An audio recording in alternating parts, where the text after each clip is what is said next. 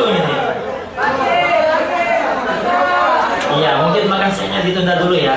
Kita cari pengalaman dulu dari pembicara kita pada sesi kedua kali ini. Baiklah, saya ingin memperkenalkan diri terlebih dahulu.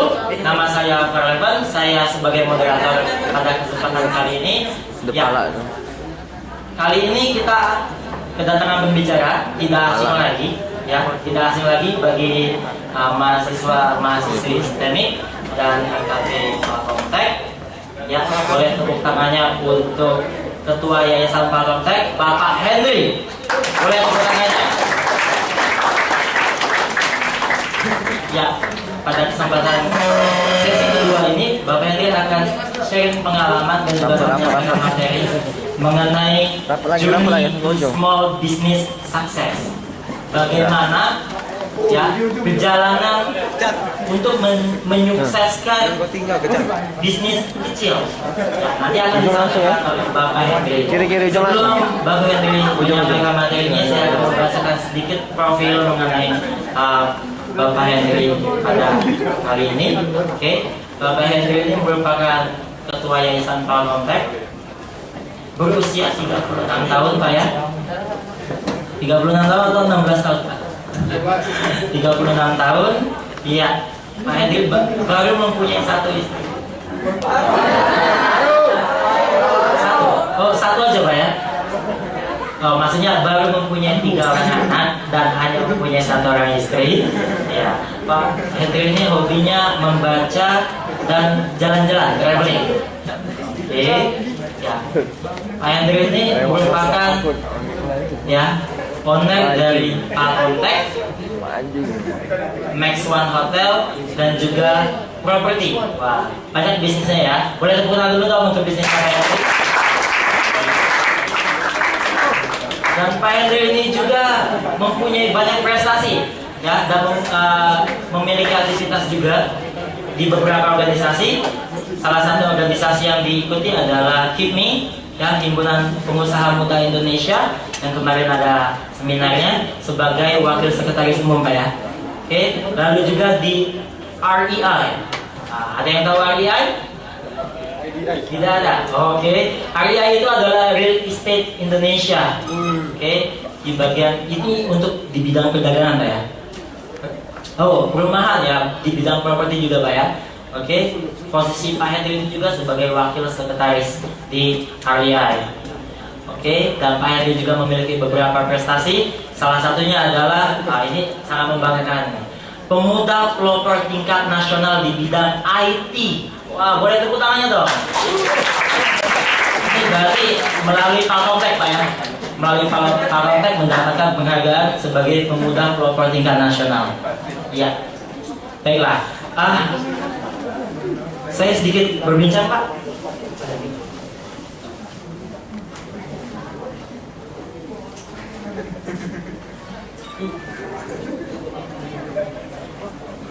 Ya, sedikit berbincang Pak. Sebelum Bapak menyampaikan materi pada siang hari ini. Mempunyai 3 bisnis Pak ya saat ini ya. Mempunyai 3 bisnis di bidang pendidikan.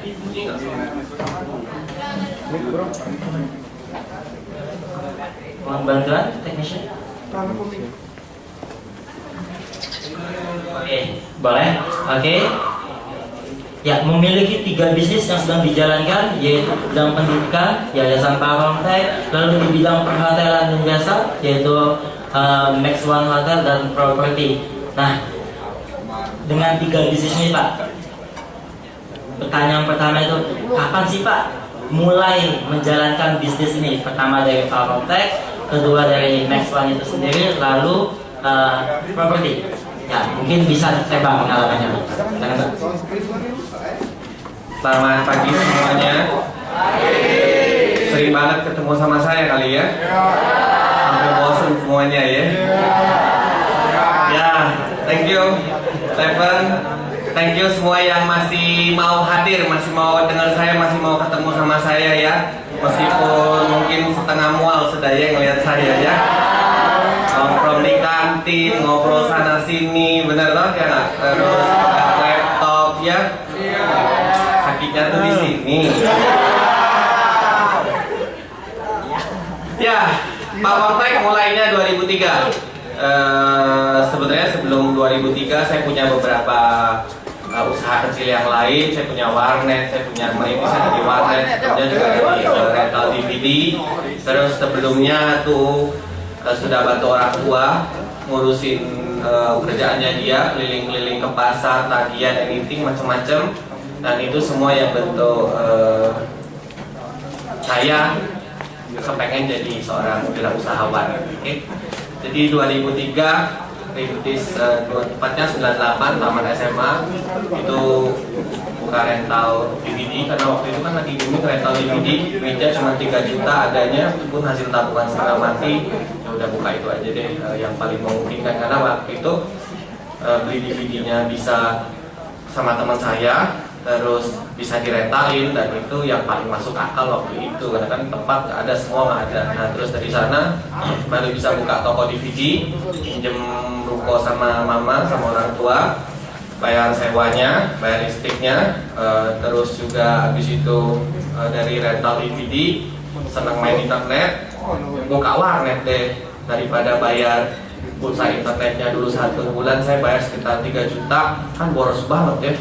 99, 98, 99 sebulan bayar rental internet, bayar pulsa internetnya 3 juta, mahal banget.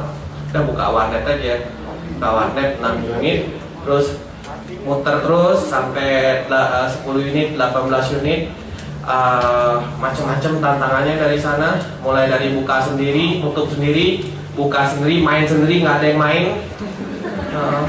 Iya.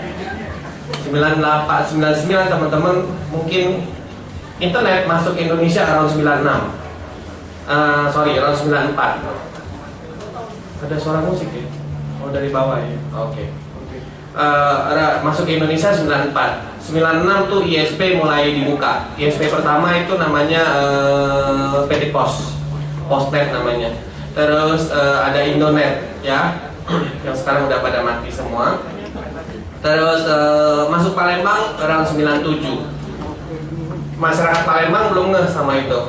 Warnet tuh diperkenalkan sekitar 97. Okay? Terus 98 saya kenal sama internet, senang main internet. 99 boros internet luar biasa, terus mulai buka warnet, dan ternyata saya baru paham saya adalah makhluk langka pada zaman itu.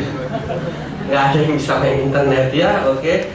Dan buka warnet salah langkah. Kenapa salah langkah? Karena nggak ada yang main. Jadi buka sendiri, tutup sendiri, dan main sendiri. Nggak ada yang main. Gawat ini, benar toh? Oke. Tapi belajar dari sana tahu bahwa orang nggak bisa main internet. So solusinya ajarin aja. Ajarin lah. Mulailah buat pelajaran internet 4 jam dijamin langsung bisa. Jalan 99, dan dari sana saya belajar mengenai cara belajar yang efektif dan cara ngajarin orang dengan efektif, dengan cepat. Dan dari sana muncul tagline 100% praktek, 100% internet. Itu ceritanya ya. Itu yang dari berarti motonya Pak Palmtek. Yes, betul, yang jadi motonya Pak Palmtek sekarang. Jadi 99 ngajarin orang main internet dari warnet, plus juga rentalin warnetnya sendiri. Sampai 2003 pembelajaran selama di warnet itu luar biasa sekali. Banyak sekali hal baru yang ditemukan, banyak manfaat yang didapatkan. Pada waktu itu teman-teman kalau punya kartu nama, nggak punya alamat email, itu jatuh gengsinya. Nah, jadi dibuat mindsetnya begitu, dan akhirnya semua orang jadi pengen punya email. Dan lanjut dari sana, dari pelatihan tersebut 3, 4, 5 tahun, rasanya jalan tuh hampir, kalau saya nggak salah 11.000 lebih orang. Dari warnet. Yes, yang ikut pelatihan internet. Pelatihan internet Yes, di warnetnya Bapak. Yes, betul. Setiap Sabtu Minggu dari pagi sampai sore kerjanya ngajar aja. 4 jam sehari. Cuma Sabtu Minggu. Cuman Sabtu Minggu aja. Hari Jumat? Enggak. Jadi warnet juga aja. Yes, hanya khusus Sabtu Minggu. Oke, dan itu judulnya tekor. Tekor apa? Judulnya tekor. Karena orang cuma bayar 15.000 buat belajar 4 jam. Dapat buku materi, koneksi internet 4 jam, dan dapat pengajar yang ganteng kayak saya. Judulnya tekor. Oke, paling mahal terakhir 25.000 cuman. Oke, ya nggak apa-apa, yang penting orang banyak pintar dan efeknya luar biasa. 10.000 orang itu ternyata membesar sampai sekarang banyak yang bisa internet di Palembang ya. Oke. Dan waktu saya buka warnet itu warnet ketiga mungkin di Sumatera Selatan. Yes, warnet ketiga yang saya tahu di Palembang dan Sumsel belum ada. Warnet ketiga di Palembang. Pertama itu PT Pos, Posnet. Yang kedua itu di Hero, Indonet. Nah yang ketiga itu namanya DJNet. Oke, DJ. Kalau ada yang ingat itu DJ ya. Oke. Oke, kalau teman-teman manggil tante kantin di bawah itu, kamu panggil dia DJ Dewi namanya. Itu yang jaga warnet dulu. Dia yang bantu saya dari pertama sekali. Dia itu ratunya internet, tuh jago banget internet. Ratunya internet. Sekarang aja udah nggak mau lagi. Nah, terus dari sana belajar banyak hal. Akhirnya buat e-learning, judulnya mau dijual, tapi buat teknologi e-learning mau dijual, tapi nggak ada yang mau beli lah. Kan? Orang belum pernah dipraktekkan, kan? Nggak pernah terbukti kan? Jadi akhirnya ya sudah, daripada nggak ada yang mau beli, nggak ada tempat tesnya, buka aja kursus sendiri. Buka kursus modal dari ngajari pelatihan, buka kursus satu ruangan, cuman adanya segitu, terapin sistem e-learningnya, jalan, oke, bagus. Dan dari sana Palmontek terus bertumbuh sampai hari ini. Palmontek sudah punya sekolah tinggi, punya politeknik, punya cabang di beberapa daerah, dan mudah-mudahan kita akan go nasional di tahun depan. Amin. Boleh dong tepuk tangannya dong. Itu masalah soal e-learning tadi Pak. Berarti e-learning yang ada di Palembang, mungkin di Sumatera Selatan itu dari Palmontek berapa Pak ya? Susah mau ngomongin pelopor, tapi yang jelas pada waktu itu mungkin Palmontek yang iseng nerapin sistem belajar pakai internet, pakai e-learning. Dan e-learning yang paling sukses itu adalah e-learning yang kami terapkan di semua cabang Palmontek kursus. Dan khusus yang sekolah tinggi kami lagi develop yang terbaru. Jadi kita nggak pakai sistem e-learning yang kemarin, kita loop pakai e-university. Tahun depan, sekarang teman-teman udah mulai coba kan, udah mulai bagus ya. Tahun depan itu akan 4 kali lebih canggih dari sekarang di develop. Teman-teman akan belajar pakai namanya video learning. Teman-teman akan belajar pakai teleconference, semuanya, anything yang mungkin nggak terbayang sama teman-teman sekarang. Nah itu kan semuanya connecting, luar biasa sekali. Kan ada halaman muka yang sekarang maaf ini sedang di develop ya. Next teman-teman bisa lihat itu bentuknya grafik-grafik. Tahu saya mau tamat butuh berapa SKS lagi, saya mau skripsi butuh berapa SKS lagi, saya tugas berapa banyak, yang kerjain belum, yang belum mana, terus absensi saya bagaimana, sehat atau enggak. Jadi kalau kita mau kuliah, kita tahu kondisi kesehatannya kita tahu journey-nya kita berapa lama lagi. Oke? Nah, sistem ujian online kan yang terbaru juga sudah jalan, betul? Itu bagus sekali. Mohon maaf kalau kemarin ada sedikit miss implementasi, tapi ini udah mulai bagus.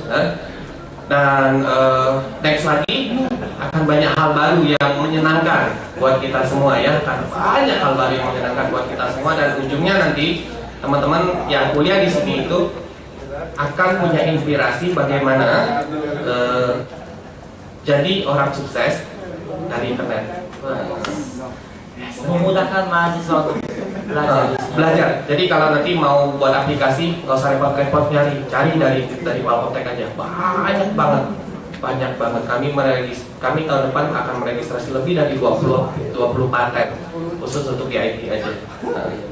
Semoga bisa lancar ya. Amin. Nah, itu untuk sejarah Palmontek, transformasi Palmontek dari awal sampai detik ini. Yes. Nah, lalu bagaimana untuk bidang perhotelan dan properti?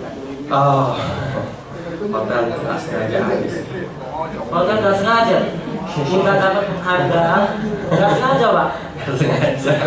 Iya, hotel itu dulu saya pernah mikir mau bisnis apa ya waktu selepas warnet ya, kan bosan bisnis warnet, terus mau properti atau mau pendidikan.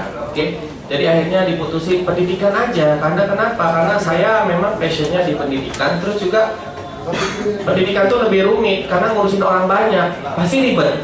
Nah, umurnya 19 tahun. Jadi kalau saya belajar bisnis pendidikan atau belajar tentang pengelolaan pendidikan, maka saya punya waktu untuk gagal. Artinya kalau saya hitung, seandainya saya kelola 5 tahun, saya nggak cocok, umur saya masih 24, dan itu masih bisa kalau saya mau ganti bisnis baru. Nah, dan kebetulan waktu itu saya tahu bahwa pendidikan komputer itu nggak menyenangkan, karena saya kuliah di beberapa tempat tuh tidak menyenangkan sama sekali. Lo bayangin aja 5 hari kuliah itu ketemu komputer cuma 1 hari, cuma 2 jam, itu pun diawasin. Terus ketemu komputernya itu di semester 4, bukan di semester 1. Bah, saya sampai bilang, loh kalau begini kapan saya bisanya? Mereka bilang, oh belajar dulu teorinya. Oh is okay belajar teorinya, tapi saya perlu kasih tahu bahwa saya di warnet tuh dulu nggak pakai teori, langsung aja praktek, kan gampang. Belajar merakit komputer itu butuh 4 semester baru dikasih komputernya. Terus saya tanya kenapa masih 4 semester, bukannya semester 1 dulu kasih aja alat dan bisa. Oh nggak bisa begitu, nanti ini nanti itu. Ya sudah, saya buktiin aja udah, teman-teman yang mau belajar merakit komputer buat saya aja. Saya kasih ini komputer, kasih lu rakit aja. 3 hari lagi saya balik ke sini, saya bilang bisa apa enggak? Rakit setengah mati, nggak bisa jadi kan? Tapi dari sana pembelajaran seseorang itu mulai bertumbuh. Karena dulu saya belajar merakit komputer nggak pakai orang, siapa yang mau ngajarin? Nggak ada. Siapa mau ngajarin tahun 98 yang bisa ngerti komputer? Nggak ada. Masang sendirilah, rakit sendiri, belajar sendirilah. Dan merakit komputer itu kayak puzzle aja, memang nggak susah, hanya pakai logika. Dan teman-teman yang saya ajak, saya kasih komputer, mereka rakit, ada yang 3 hari baru selesai, ada yang 2 hari selesai, ada yang 6 jam sudah selesai. Beda-beda kan, tergantung keberanian dan kemauan seseorang bereksplorasi dan sukses. Terus saya bilang, kalau begitu kenapa kita mesti tunggu 4 semester buat belajar ngerakit komputer? Buat belajar ngerakit komputer. Dan dari sanalah saya temukan banyak hal yang mendukung sistem pembelajaran yang terus mau improvisasikan. Dan teman-teman yang kuliah sekarang yang semester 1-2 itu bisa ngerasa pakai yang meja petak ya, mungkin nggak pernah ketemu kan? Oke, nanti deh setelah tahun depan, mungkin setelah 4 semester, saya akan baru cerita tentang hasil riset kami ke teman-teman, mengapa proses pembelajaran dengan meja petak itu akan menghasilkan entrepreneur muda. Oke? Yes. Nah, kembali ke tadi, Bro. Next one. Ya. Nah, balik lagi, sudah selesai itu, lupa jadinya ya. Oke. Karena senang cerita pendidikan. Ya karena saya suka berinvestasi di macam-macam. Oke, sampai akhirnya dapat properti di sana. Terus gak dipakai 2-3 tahun, cuman bayar bunga abang aja. Pikir.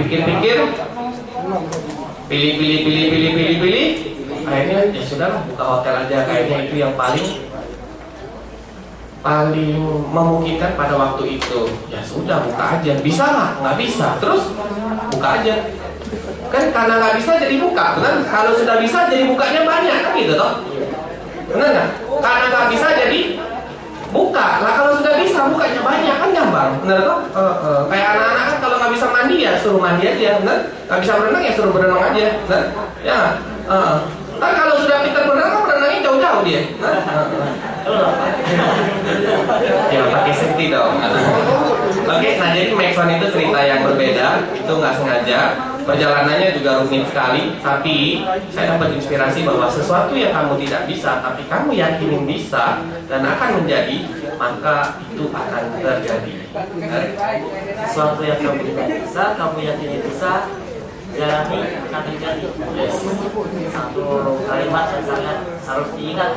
Nah, kalau misalnya kamu tidak bisa, yakinilah untuk bisa, yakinlah itu pasti akan terjadi. Nah, boleh. Nah, nyatet aja. Lanjut dulu dong. Ya itu keren banget ya. Max One Hotel itu great time, great product, great services, and right calculation. Oke, itu semua tentang rezeki aja, jodoh dan rezeki nyampe selesai. Dan waktu belum ada itu, saya cuma gambar aja satu hotel, saya pengen hotel seperti ini.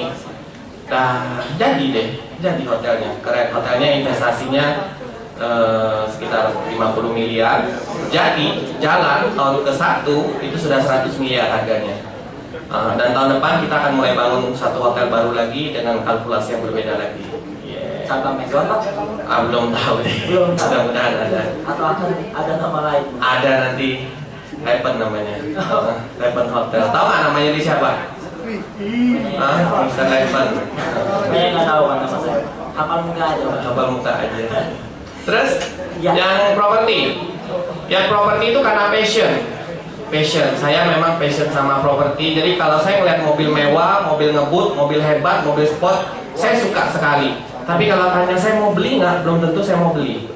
Belum tentu saya mau beli. Bukan karena saya nggak mampu atau yang lain-lain, tapi karena memang mungkin saya hanya batasnya suka saja melihat, tapi tidak sampai suka memiliki. Nah kalau properti itu passion, beda.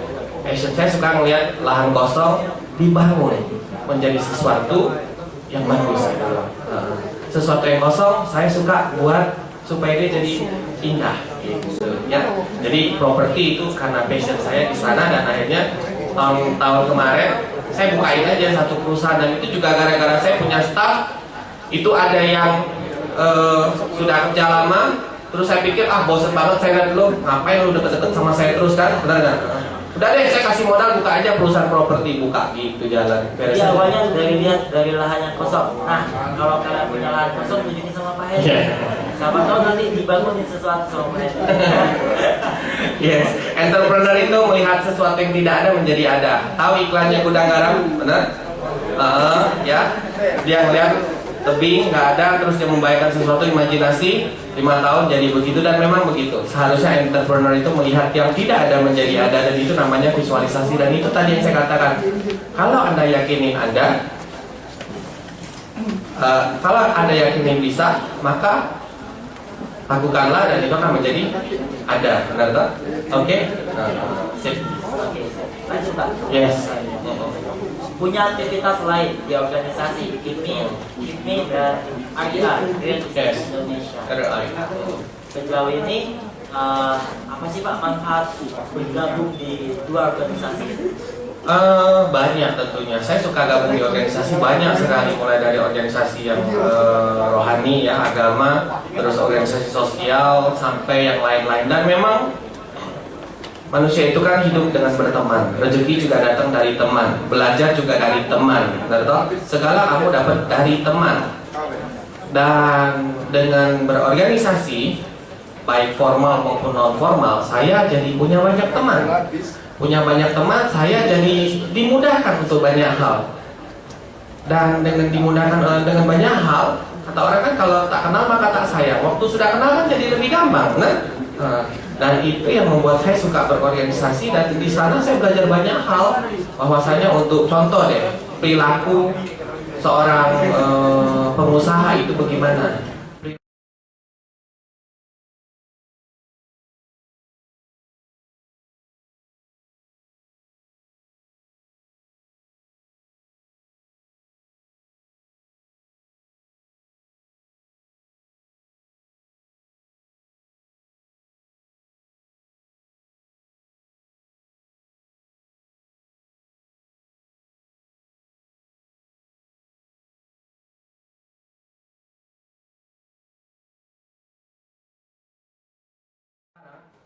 Lihat teman-teman di sini, kamu harus ingat baik-baik bahwa satu hari mereka akan menjadi orang hebat. Nah, dan adalah rezeki yang sangat hebat kalau kita kenal mereka duluan, betul? Dan kalau kita bisa terus-menerus membina hubungan dengan mereka dengan baik, betul? Karena hanya orang yang dikenal dan dipercaya yang akan diberikan bagian rezekinya, betul? Tepuk tangan.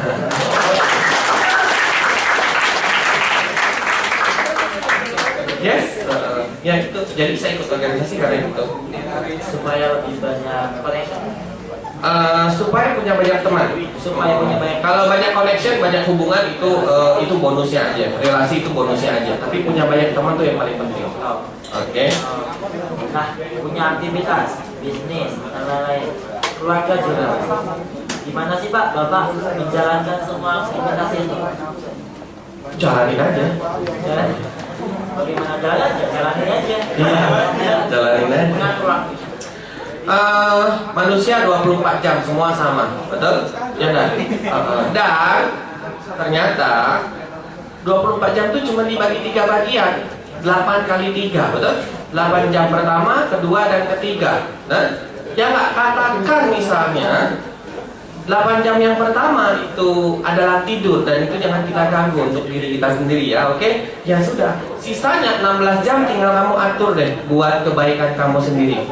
Nah, misalnya contoh ya, saya memutuskan untuk 16 jam ini saya pakai 8 jam bekerja, 4 jam itu nonton, entertain segala macam, makan-makan segala macam, dan 4 jam itu saya berdoa, benar toh?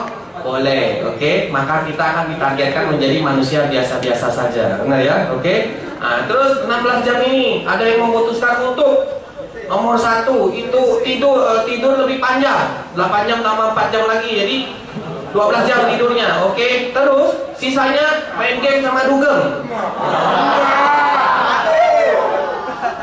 Boleh aja, dan kita bisa memutuskan bahwa dia akan menjadi manusia yang tipenya A, betul? Ya, nah, ada yang 12.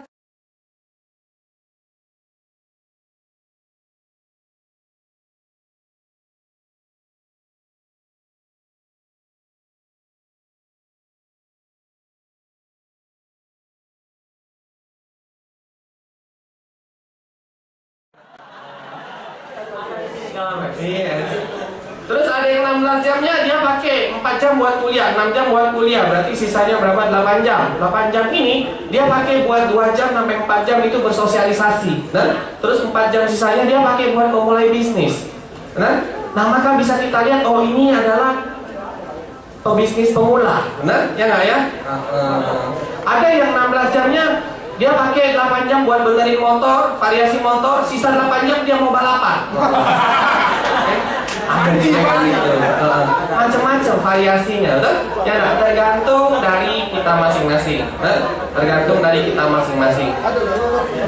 Adalah bagaimana mengatur diri sendiri, dan itu yang kita sebut dengan kepemimpinan diri. Jadi kalau teman-teman mau sukses, belajarnya bukan dari orang lain, tapi dari diri sendiri dulu. Self leadership, kepemimpinan diri. Kalau bisa mimpin diri sendiri, nah, karena dari kecil kita sudah diajari memimpin pakai sebuah lagu. Tahu lagunya? Hah? Bangun tidur.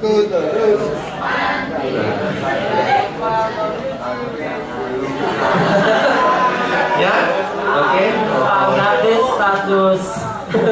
Oke, itu lagu kepemimpinan. Dari awal kita sudah diajari oleh orang tua untuk memimpin diri sendiri ya. Oke, dan itu yang perlu kita ulangi dengan skala yang lebih baik, dengan cara yang lebih tepat, sehingga apa yang kita lakukan selalu punya hasil.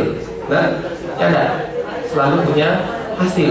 Ada yang menghabiskan waktunya untuk ngobrol lebih banyak, berdiskusi lebih banyak, kalau preman kelakan lebih banyak, benar? Ya enggak? Kalau itu punya hasil, itu good. Tapi kalau enggak, mungkin ya nggak masalah juga, karena dia menentukan diri dia untuk hidup seperti apa, benar? Ya enggak? Oke. Nah, sedikit membahas tadi, untuk belajar sukses kita harus belajar self leadership. Bapak, saya memimpin di sebuah perusahaan. Nah, pola kepemimpinan seperti apa sih yang Bapak jalankan dalam memimpin perusahaan? Kepemimpinan itu tingkatnya beda-beda. Nomor 1, mimpin diri sendiri. Oke. Setelah sukses mimpin diri sendiri, baru izinkan diri Anda untuk memimpin orang lain. Izinkan memimpin Diri Anda untuk memimpin orang lain. Oke. Sehingga itu kenapa wanita suka pria yang mapan. Nah, karena dia anggap bahwa pria ini sudah mampu memimpin dirinya sendiri. Betul?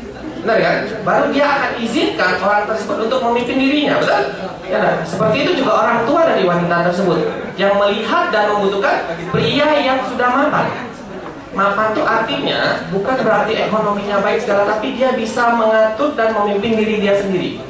Oke, berarti dia sudah siap untuk memimpin orang lain. Nah, kalau dia sudah siap memimpin orang lain, baru dia akan naik lagi memimpin para pemimpin. Memimpin para pemimpin. Oke. Contoh sederhananya adalah kalau hari ini kamu bekerja, kamu jadi operator, jadi account officer, maka kamu dituntut untuk mimpin diri sendiri. datang kantor tepat waktu, kerjain tugas sesuai SOP, tanggung jawab, buat laporan, hasilnya bagus, jujur, komitmen, jalanin perintah, inisiatif, kreatif, dan itu mimpin diri sendiri, ngasilin sesuatu yang baik untuk tempat Anda bekerja. Benar? Kalau Anda buka usaha, pastikan buka tokonya tepat waktu.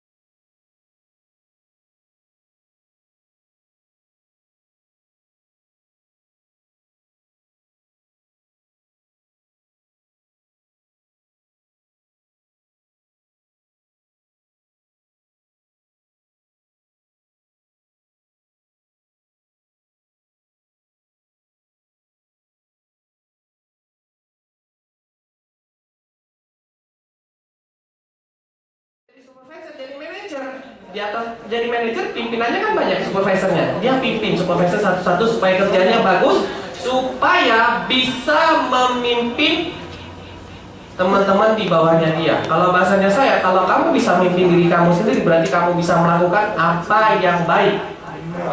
Terus kalau kamu mimpin orang lain, maka kamu harus pastikan bahwa orang yang kamu pimpin bisa mengerjakan apa yang dulu kamu lakukan, kamu kerjakan dengan baik dan hasilnya pun baik. Kalau kamu naik lagi jadi memimpin para pemimpin, maka kamu harus bisa memastikan orang yang kamu pimpin memimpin para bawahannya dengan baik seperti kamu dulu pimpin, dan memastikan bawahannya melaksanakan pekerjaan yang dulu kamu kerjakan dengan baik dan punya hasil yang baik. Oke, itu namanya memimpin para pemimpin. Di atasnya lagi baru yang terakhir, menciptakan calon pemimpin. Menciptakan calon pemimpin. Jadi kalau mau buka perusahaan baru kayak saya harus menciptakan satu pemimpin dulu yang bagus untuk saya letakkan di sana. Dan saya yakin bahwa oke, lo pegang deh, masih bagus. Oke, seperti sekarang saya sedang merintis beberapa perusahaan baru lagi, dan saya hanya perlu mencari orang yang bisa saya ciptakan. Nah, menjadi seorang pemimpin yang mandiri. Oke?